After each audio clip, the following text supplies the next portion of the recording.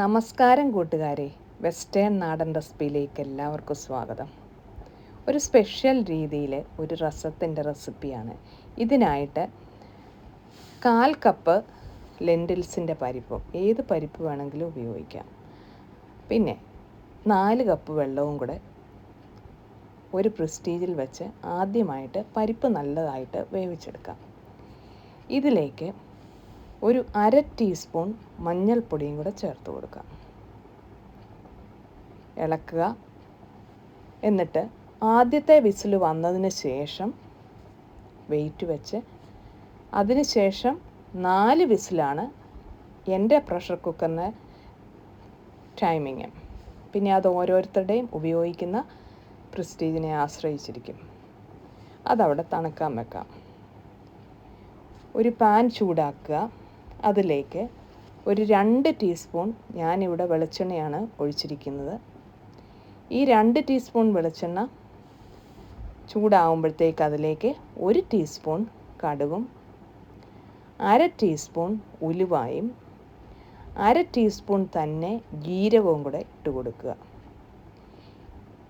ഇത് ഒന്ന് ചെറുതായിട്ട് ലൈറ്റ് ബ്രൗൺ ആയിട്ട് വരണം. അതിലേക്ക് ഒരു 3 ടേബിൾ സ്പൂൺ വെളുത്തുള്ളി ഇതുപോലെ ചതച്ചെടുത്തതാണ്, അതും ചേർക്കുക.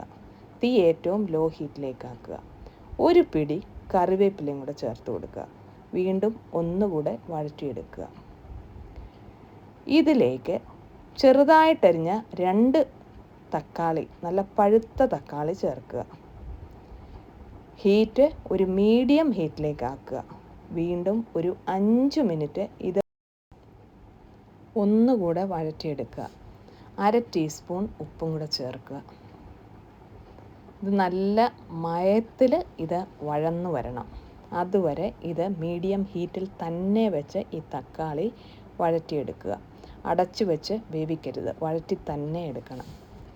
ഇനി ഇതിലേക്ക് ചേർക്കാൻ പോകുന്ന പൊടികൾ 2 ടീസ്പൂൺ രസം പൗഡറാണ്. പിന്നെ ഒരു ടീസ്പൂൺ ക്രഷ് ചെയ്തെടുത്ത ഉണക്കമുളകും 2 ടീസ്പൂൺ കുരുമുളക് പൊടിയും കൂടിയാണ്. ഇതെല്ലാം കൂടെ ഇട്ടതിന് ശേഷം വീണ്ടും ഒന്നുകൂടി ഒന്ന് വഴറ്റിയെടുക്കുക. ആ സ്പൈസസ് ഇട്ടതിൻ്റെ എല്ലാം പച്ചമണമൊന്ന് മാറി വരണം. തീ ഏറ്റവും ലോവിലേക്കാക്കുക.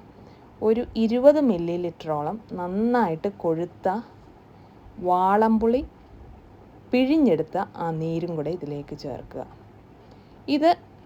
ഈ മിശ്രിതം ഒന്ന് തിളച്ചു വരുമ്പോഴത്തേക്ക് ഹീറ്റ് മീഡിയം ഹീറ്റിലേക്ക് ആക്കി കൊടുക്കുക.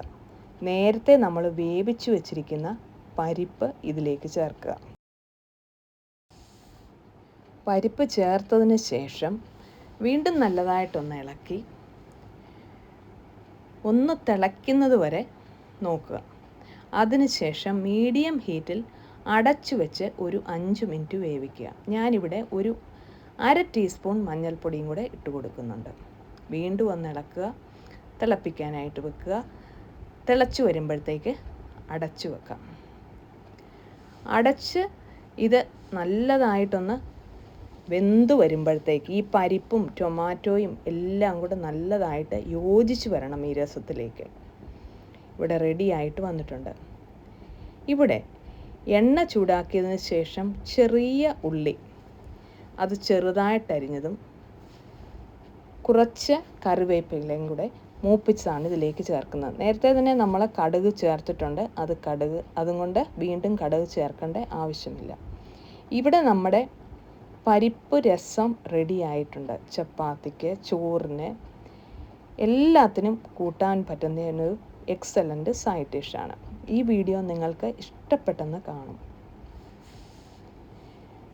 ഇഷ്ടപ്പെട്ടെങ്കിൽ ഒരു ലൈക്ക് തരാനായിട്ട് മറക്കരുതേ കൂട്ടുകാരെ. ആദ്യമായിട്ട് കാണുന്നവർ ഒന്ന് സബ്സ്ക്രൈബ് ചെയ്ത് സപ്പോർട്ട് ചെയ്യുക. Thanks for watching. Signing off Shaina Thomas.